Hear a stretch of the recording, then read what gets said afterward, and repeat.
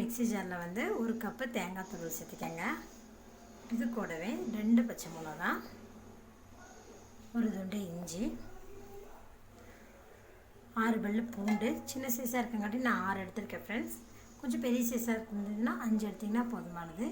இது கூட ஒரு 2 துண்டு பட்டை, 3 கிராம்பு, 2 ஏலக்காய், 5-6 குருமிளகு, 2 தக்காளி, 1 டீஸ்பூன் சோம்பு,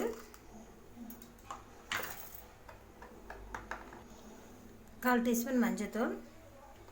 இப்போ இது எல்லாத்தையுமே கொஞ்சமாக தண்ணி சேர்த்து நல்லா நைஸாக அரைச்சி எடுத்துக்கோங்க. கொஞ்சம் தண்ணி சேர்த்து பார்த்திங்கன்னா நல்லா பேஸ்ட்டாக அரைச்சி எடுத்துருக்கேன். கடாயில் 4 டீஸ்பூன் எண்ணெய் விட்டுக்கலாம். எண்ணெய் சூடாகட்டும். எண்ணெய் சூடாகிடுச்சு. இப்போ இதில் 1/2 டீஸ்பூன் ஜீரகம் சேர்த்துக்கோங்க. ஜீரகம் பொரிஞ்சதுமே ஒரு பெரிய வெங்காயத்தை நீல வாக்கில் கட் பண்ணி வச்சுருக்கேன், அதில் சேர்த்துக்கலாம். சேர்த்துட்டு வெங்காயத்தை வதக்கி விட்டுக்கலாம்.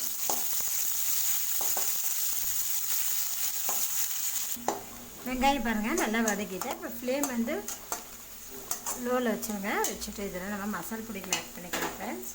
மசாலா பொடிகள் வந்து மிளகாத்தூள் வந்து 1 டீஸ்பூன் ஆட் பண்ணியிருக்கேன். ஏன்னா பச்சை மிளகா வேறு 2 சேர்த்துருக்கோம், குருமிளகு வேறு சேர்த்துருக்கோம். அதனால் மல்லிப்பொடி வந்து 2 டீஸ்பூன் ஆட் பண்ணிக்கலாம்.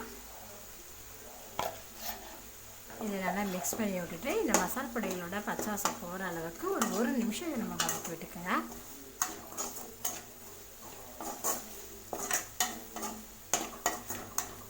பார்த்திங்கன்னா பாருங்கள் மசாலா பொடிகளை சேர்த்துட்டு நல்லா வதக்கி விட்டாச்சு. இப்போ இதை கூட நம்ம அரைச்சி வச்சுருக்கிற விழுதை சேர்த்துக்கோங்க. சேர்த்துட்டு இதை நல்லா மிக்ஸ் பண்ணி விட்டுக்கலாம். மிக்ஸ் பண்ணிவிட்டு கொஞ்சம் நல்லா வதக்கி விட்டுக்கலாம்.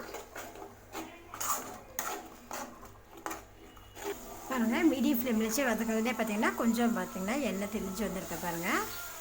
இப்போ இதில் நம்ம உப்பு சேர்த்துக்கலாம். குருமாக்கு தேவையான அளவுக்கு உப்பு சேர்த்துக்கோங்க. சேர்த்துட்டு இதை நல்லா மிக்ஸ் பண்ணி விடலாம். பார்த்திங்கன்னா உப்பு சேர்த்துட்டு நல்லா மிக்ஸ் பண்ணிவிட்டேன். இப்போ இதில் நம்ம குருமாக்கு தேவையான அளவுக்கு தண்ணி சேர்த்துக்கலாம். தண்ணி சேர்த்துட்டு இதை நல்லா மிக்ஸ் பண்ணி விடுங்க.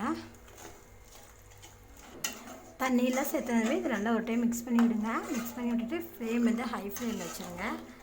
வச்சுட்டு இதை மூடி போட்டு வச்சலாம். இது கொஞ்சம் நேரம் நல்லா கொதிக்கட்டும். மசாலெலாம் வேகணும் இல்லையா, அதனால கொஞ்சம் நேரம் நல்லா கொதிக்கட்டும்.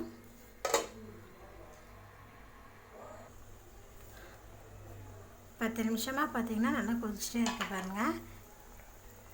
மசாலா பார்த்திங்கன்னா கொஞ்சம் நல்லா வெந்திருக்கு.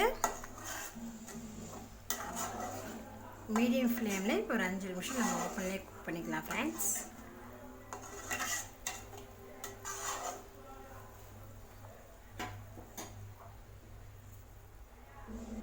பாருங்கள் 5 நிமிஷம் நான் மீடியம் ஃப்ளேம்லேயே வச்சுருந்தேன். பார்த்திங்கன்னா இப்போ நம்மளுக்கு குருமா பார்த்திங்கன்னா நல்லா வெந்து நல்லா மசாலோட பச்சை வாசமெல்லாம் போய் பார்த்திங்கன்னா குருமா நல்லா சூப்பராக ரெடியாக இருக்குது ஃப்ரெண்ட்ஸ். இப்போ வந்து இதை வந்து கொஞ்சம் ஃப்ரெஷ்ஷான கருவேப்பிலை ஆட் பண்ணிக்கலாம். கூடவே கொஞ்சமாக நறுக்கின கொத்தமல்லி தழைகளை ஆட் பண்ணிக்கோங்க. அவ்வளோதான் ஃப்ரெண்ட்ஸ். இப்போ நம்ம ஸ்டவ் ஆஃப் பண்ணிடலாம்.